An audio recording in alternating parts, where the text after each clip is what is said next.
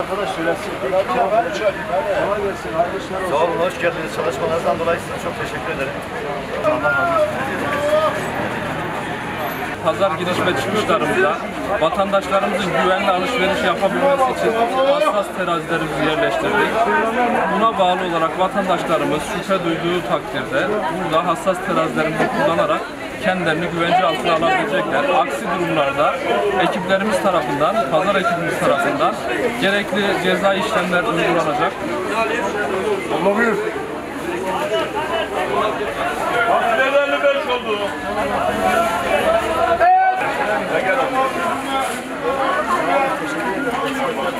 Biz de size teşekkür ederiz pazarımızı düzene soktuğunuz için.